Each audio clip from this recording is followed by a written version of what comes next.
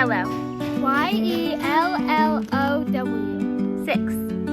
1, 2, 3, 4, 5, 6. 5. This is your favorite adventure that you want to go on. 50 states road trip. Yay! That would sound so fun.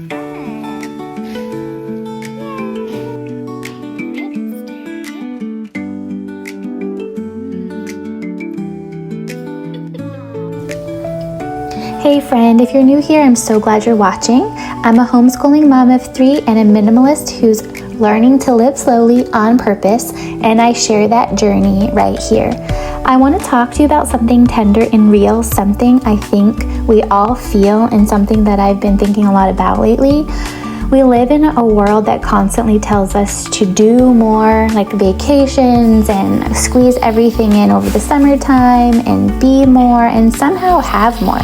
And if you're a mom, you probably feel that pretty deeply. But what if less really is more?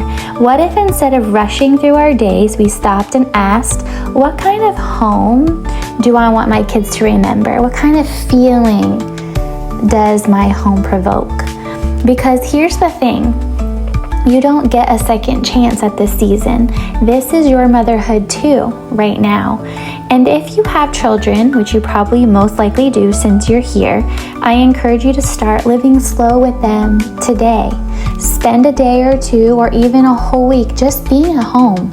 Create cozy nooks and tables full of markers and books and jump on the trampoline and bake muffins with messy hands and get dirty. Let your home feel like mom. Wherever we go, I want my kids to carry that feeling. I want them to feel the warmth of mom in our home and in our rhythms. And I want to rescue their childhood from stress and noise and unrealistic expectations. And in doing that, I'm rescuing myself right back. I love how Kim John Payne says this so beautifully. Rescue their childhood from stress, and they will inevitably and remarkably, day by day, rescue you right back. This is summer. We've been doing a lot of remember whens. Remember when we hiked here. Remember when we moved there. Remember when you were 8 and we did this. And it's been tear-jerking, honestly. There are moments I wish I could go back and do differently, not because they weren't necessarily good, but because I didn't always value the hard seasons the way I should have, the way I do now. But even in the hard times, God was writing joy. And that brings me here.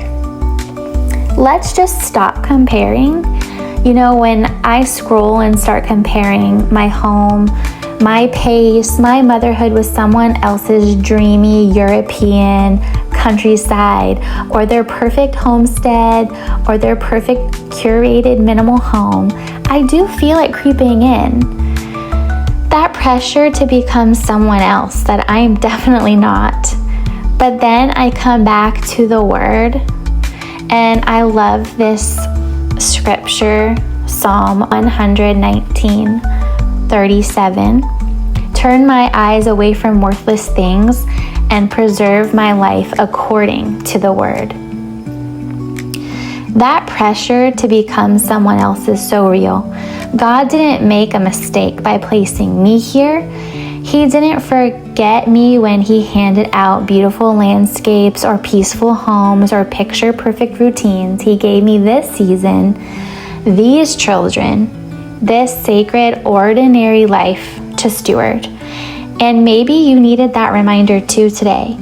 So maybe it's time to detox. Maybe it's time to dumb down your phone, delete all the noise, and start actually living your own life.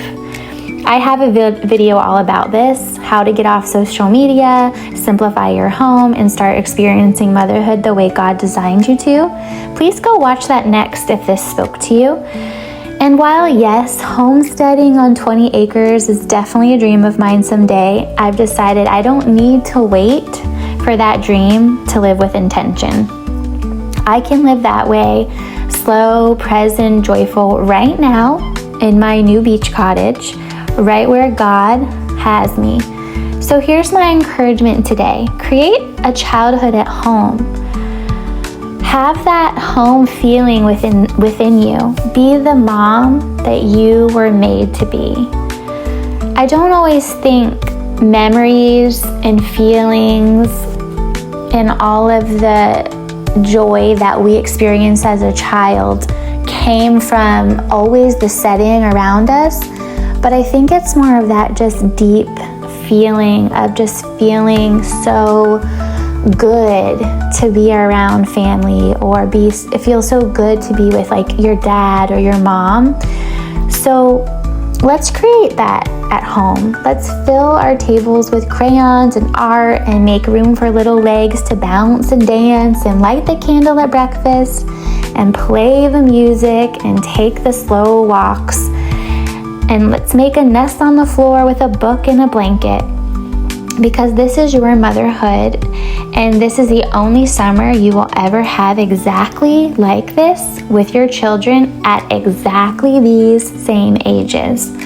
So let's start to really see it and really feel it and really thanking God for it.